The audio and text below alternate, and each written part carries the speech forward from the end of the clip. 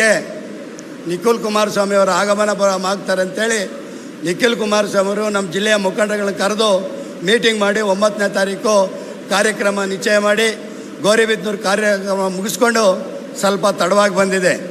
ಆದರೆ ನಮ್ಮವ್ರು ಹೇಳಿದ್ರು, ನಮ್ಮ ಚೌಡರೆಡ್ಡಿ ಎಲ್ಲ ಹೇಳ್ತಾ ಇದ್ದಾರೆ, ಯಾವುದು ಶಿಸ್ತು ಪಾಲನೆ ನಿಮ್ಮದು, ಯಾವುದು ಮೀಟಿಂಗು, ಎಲ್ಲಿ ಮೀಟಿಂಗ್ ಮಾಡ್ತಾ ಇದ್ದೀರಾ, ಒಂದು ಜ್ಞಾನ ಇಲ್ಲದೆ ಮಾಡ್ತಾ ಇದ್ದೀರಲ್ಲ ಪ್ರೋಗ್ರಾಮ್ ಅಂತ ಕೇಳ್ತಾ ಇದ್ದಾರೆ. ಒಂದು ಶಿಸ್ತಿನಲ್ಲಿ ಯಾರು ವೇದಿಕೆಯಲ್ಲಿದ್ದಾರೆ ಅಂದರೆ ಓದೋಕ್ಕೆ ಬರಲಿಲ್ಲ ಅಂದಮೇಲೆ ಅದಕ್ಕೆ ಅರ್ಥ ಇರಲ್ಲ. ಫಂಕ್ಷನ್ ನಿಜವಾಗ್ಲೂ ಗೌರಿಬಿದನೂರಿನಲ್ಲಿ ತೆಲುಗು ಭಾಷೆ ಜಾಸ್ತಿ. ಗೌರಿಬಿದನೂರಿನಲ್ಲಿ ಎಂಥ ಪ್ರೋಗ್ರಾಮ್ ಮಾಡಿದ್ರಂದರೆ ಯಾವ ರೀತಿ ಮಾತಾಡಿದ್ರಂತೆ, ಅಲ್ಲಿ ತಾಲೂಕು ಅಧ್ಯಕ್ಷನಿಂದ ಹಿಡಿದು ಎಲ್ಲರೂ ಕಡೆಗೆ ನಿಖಿಲ್ ಕುಮಾರಸ್ವಾಮಿ ಅವರು ಮಾಡಿರ್ತಕ್ಕಂಥ ಭಾಷಣ ನಿಜವಾಗ್ಲೂ ಅಲ್ಲಿ ಎಷ್ಟು ಶುಚಿವಾಗಿ ಕುಂತಿದ್ರಂದರೆ ನಿಖಿಲ್ ಕುಮಾರಸ್ವಾಮಿ ಅವರು ಮಾತಾಡುವವ್ರಿಗೂ ಎದ್ದೋಗಲಿಲ್ಲ. ಆದರೆ ನಿಖಿಲ್ ಕುಮಾರಸ್ವಾಮಿ ಅವರು ಇವತ್ತು ನಮ್ಮ ಕೇಂದ್ರದ ಮಂತ್ರಿಗಳಂತ ಕುಮಾರಸ್ವಾಮಿ ಅವರ ಮಗ ನಮಗೆ ಬರ್ತಾ ಇದ್ದೀರಂದ್ರೆ ನೀವು ಬೈಕ್ ಮುಖಾಂತರ ಬಂದು ಒಳ್ಳೆ ರ್ಯಾಲಿ ಮಾಡಿದ್ರಿ. ಆದರೆ ಅವ್ರು ಮಾತಾಡೋಕ್ಕೆ ಭಾಷಣಕ್ಕೆ ಇವತ್ತು ಜನ ಒಳಗೆ ಬರದೇನೆ ಆಚೆ ಟೈಮ್ ಆಯಿತು ಅಂತ ಹೇಳ್ತಾ ಇದ್ದೀರಾ. ಆದ್ದರಿಂದ ದಯವಿಟ್ಟು ನನ್ನ ಅಭಿಪ್ರಾಯ ಇಷ್ಟೇ, ತಾವು ಮಾಡಿದಂಥ ನಾವು ಕಾರ್ಯಕ್ರಮನ ಯಶಸ್ವಿಗೊಳಿಸಬೇಕಾದ್ರೆ ಒಬ್ಬರಿಂದ ಅಲ್ಲ, ಎಲ್ಲ ಸಹಕಾರ ಕೊಡಬೇಕಾಗ್ತದೆ. ಶಿಸ್ತು ಮೇಯ್ನು. ಯಾವುದೇ ಕಾರ್ಯಕ್ರಮ ಮಾಡಬೇಕಾದ್ರೆ ಭುವನ್ ಬರ ಈ ಕಡೆ, ಬಾಬಾ ಈ ಕಡೆ, ಯಾರೇ ಗೊತ್ತಾಗಲ್ವೇನ್ರಿ, ಬಾಬಾ ಇದೆ, ಬರ್ರಿ ಈ ಕಡೆ, ಬರ್ರಿ ಈ ಕಡೆ, ಬಾಬಾ ಇಲ್ಲಿ, ಬಾಬಾ ಇವಾಗ ಬಾಬಾ ಈ ಕಡೆ, ನಿನ್ ಬಾರ ಈ ಕಡೆ.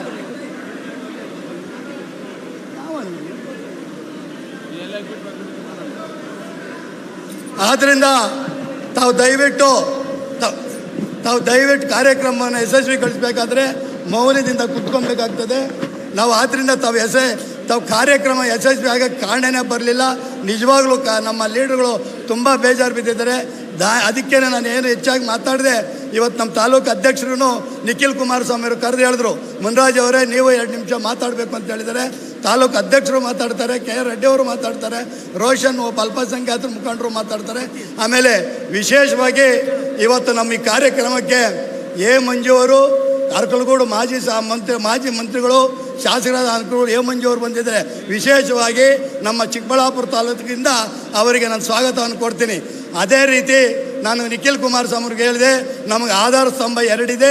ಒಂದು ಶಿಡ್ಲಘಟ್ಟದ ರವಿಕುಮಾರ್ ಅವರು, ಇಂದು ಚಿಂತಾಮಣಿ JK ರೆಡ್ಡಿ ಅವರು, ನಮ್ಗೆ ಆಧಾರ ಸ್ತಂಭ ಇದೆ, ನಾವು ಪಾರ್ಟಿ ಕಟ್ಟಕ್ಕೆ ಯಾವುದೇ ಸಮಸ್ಯೆ ಇಲ್ಲ ಅಂತ ಬರ್ತಾ ಕಾರ್ನಲ್ಲಿ ಹೇಳಿದೆ. ಅವ್ರು ಒಪ್ಕೊಂಡ್ರು. ರವಿ ಅಣ್ಣ ಕಾರ್ಯಕ್ರಮಗಳು ನೋಡಿ ನೀವು ಕಲಿಬೇಕಾಗ್ತದೆ ಅಂತ. ರವಿ ಅಣ್ಣ ಮಾಡೋ ಕಾರ್ಯಕ್ರಮಗಳು ನೀವು ನೋಡಬೇಕು, ಆ ಕಾರ್ಯಕ್ರಮ ನೋಡಿದ್ರೆ ನೀವು ಕ್ಲೀನಾಗಿ ನಡೆಸ್ತೀರಿ ಅಂತ ಕಾರಲ್ಲೇ ಬಂದು ಹೇಳಿದ್ರು. ಅದು ಇಲ್ಲಿ ನಿಜವಾಗೋಯಿತು. ಆದ್ದರಿಂದ ತಮ್ಗೆ ಹೇಳೋದು ದಯವಿಟ್ಟು ಇಷ್ಟೇ, ಏನು ನಾವು ಇದು ಜನರೊಂದಿಗೆ ಜನತಾದಳ ಅಂತ ಕಾರ್ಯಕ್ರಮ ನಿಖಿಲ್ ಕುಮಾರಸ್ವಾಮಿಯವರು 69 ದಿವಸ ಇಡೀ ಕರ್ನಾಟಕ ರಾಜ್ಯಕ್ಕೆ ಓಡಾಡ್ತಾ ಇದ್ದಾರೆ.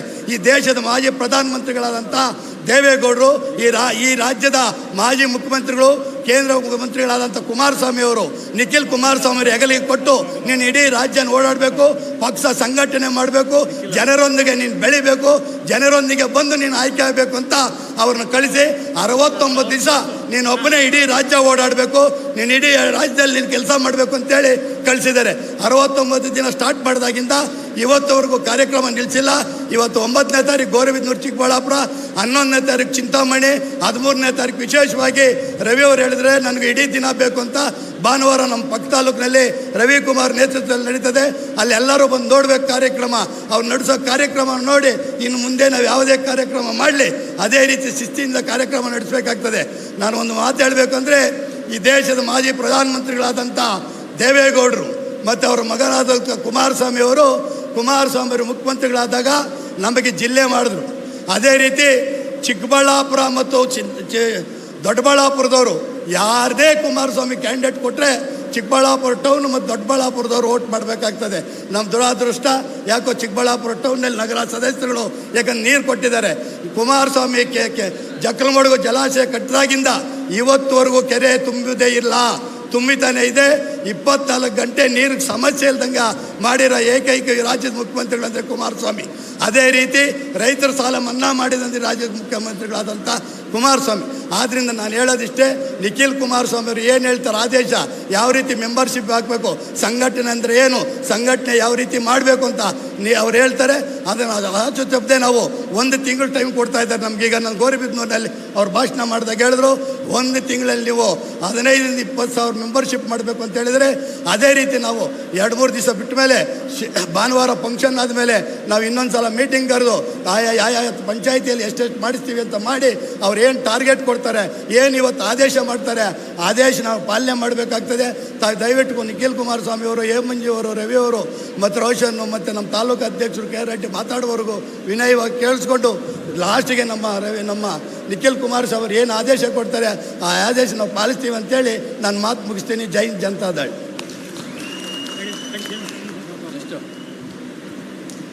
ಜಿಲ್ಲೆಯಲ್ಲಿ ಅತ್ಯಂತ ಕ್ರಿಯಾಶೀಲವಾಗಿ ಸಾಕಷ್ಟು ಶ್ರಮ ಹಾಕಿ ಜಾತ್ಯತೀತ ಜನತಾದಳವನ್ನು ತಳಮಟ್ಟದಿಂದ ಕಟ್ಟಲಿಕ್ಕೆ ಅತ್ಯಂತ ಶ್ರಮವನ್ನು ಹಾಕಿ ಇವತ್ತು ಪ್ರಾಸ್ತಾವಿಕ ನುಡಿಗಳನ್ನು ನುಡಿದ ಮಾನ್ಯ ಜಿಲ್ಲಾಧ್ಯಕ್ಷರಾದ ಬಿ ಎನ್ ಮುನಿಯಪ್ಪಣ್ಣವರಿಗೆ ವೇದಿಕೆಯ ಪರವಾಗಿ ನಮ್ಮ ನಿಮ್ಮೆಲ್ಲರ ಪರವಾಗಿ ಹೃತ್ಪೂರ್ವಕ ಧನ್ಯವಾದಗಳನ್ನು ಸಲ್ಲಿಸಿ, ಭಾಳ ಪ್ರಮುಖವಾಗಿ ನಮ್ಮ ಎ ಮಂಜಣ್ಣವರು ಶಾಸಕರು ಹಿಂದೆ ರೇಷ್ಮೆ ಮತ್ತು ಪಶುಸಂಗೋಪನೆ ಮಂತ್ರಿಗಳಾಗಿದ್ದರು. ಅವರ ಕಚೇರಿಯಲ್ಲಿ ನಮಗೆ ಅವ್ರ ದೊಡ್ಡ ಕೊಡುಗೆ ಇದೆ ಚಿಕ್ಕಬಳ್ಳಾಪುರ ಜಿಲ್ಲೆಗೆ. ಅವರ ಮಂತ್ರಿಗಳಾಗಿದ್ದಾಗ ಅವ್ರ ಕಚೇರಿಗೆ ಹೋಗಿ ಭೇಟಿ ಮಾಡಿ ರೇಷ್ಮೆ ಕೃಷಿ ಹಿತರಕ್ಷಣೆ ವೇದಿಕೆಯಿಂದ ಮನವಿಯನ್ನು ಕೊಟ್ಟಿದ್ವಿ. 20 ಕೋಟಿ ಹಣವನ್ನು ಬಿಡುಗಡೆ ಮಾಡಲಿಕ್ಕೆ ವಿನಂತಿಯನ್ನು ಮಾಡಿದ್ವಿ. ಚಿಕ್ಕಬಳ್ಳಾಪುರ ಜಿಲ್ಲಾ ಕೇಂದ್ರದಲ್ಲಿ ದೊಡ್ಡದಾದ ರೇಷ್ಮೆ ಕೃಷಿ ರೈತರಿಗೆ ಮತ್ತು ಕೃಷಿಕರಿಗೆ ತರಬೇತಿ ಕೇಂದ್ರವನ್ನು ಆರಂಭ ಮಾಡಲಿಕ್ಕೆ ಸಹಕಾರ ಕೊಟ್ಟಿದ್ದಾರೆ. ಇವತ್ತು 5 ಕೋಟಿಯಲ್ಲಿ ಕಟ್ಟಡ ಆಗಿದೆ. ಅಂಥ ಮಹನೀಯರು ನಮ್ಮ ವೇದಿಕೆಗೆ, ನಮ್ಮ ಕಾರ್ಯಕ್ರಮಕ್ಕೆ ಬಂದಿರೋದು ನಮ್ಮ ಭಾಗ್ಯ ಅಂತ ಭಾವಿಸಿ ಈ ಕಾರ್ಯಕ್ರಮದಲ್ಲಿ ಅವರಿಗೆ ಹೃತ್ಪೂರ್ವಕವಾದ ಸ್ವಾಗತವನ್ನು ಬಯಸಿ ಕಾರ್ಯಕ್ರಮದ ವೇದಿಕೆಯನ್ನು ಕುರಿತು 4 ನುಡಿಗಳನ್ನು ನುಡಿಬೇಕಂತೇಳಿ ಅವ್ರನ್ನ ವಿನಂತಿ ಮಾಡ್ತೇನೆ. ಈಗ ವೇದಿಕೆಗೆ ಬರಲಿದ್ದಾರೆ ಎ ಮಂಜಣ್ಣವರು. ಗಿಡ್ನಳ್ಳಿ ನಾರಾಯಣಸ್ವಾಮಿ ಅವ್ರ ಮಗನಿಗೆ ಧನುಷ್ ಡಾಕ್ಟರ್ ಅವರು, ಇವರು ಮಂತ್ರಿಗಳಾಗಿದ್ದರು. ಆಗ ಇವ್ರ ಮನೆಗೆ ನಮ್ಮ ವಿರೋಧ ಪಕ್ಷದಲ್ಲಿದ್ದು BJPಯಲ್ಲಿದ್ದರು. ನಾನು ಅವ್ರನ್ನ ಕರ್ಕೊಂಡು ಹೋದಾಗ ಅವ್ರ ಮನೆಗೆ ಇವ್ರ ಹತ್ರ ನಮ್ಮ ಶೆಟ್ಟಿಗರಿದ್ದರು, PS ಆಗಿ ನನ್ನ ಶೆಟ್ಟಿಗರಿದ್ದರು. ಕರ್ಕೊಂಡೋಗಿ ಹೇಳಿ ನಮ್ಮ ಗಿಡ್ನಳ್ಳಿ ನಾರಾಯಣಸ್ವಾಮಿ ಮಗನಿಗೆ ಇವರೇ ಕೆಲಸ ಕೊಟ್ಟಿರೋದು. ಧನ್ಯವಾದ ಹೇಳ್ತಾ ಇದ್ದೀನಿ.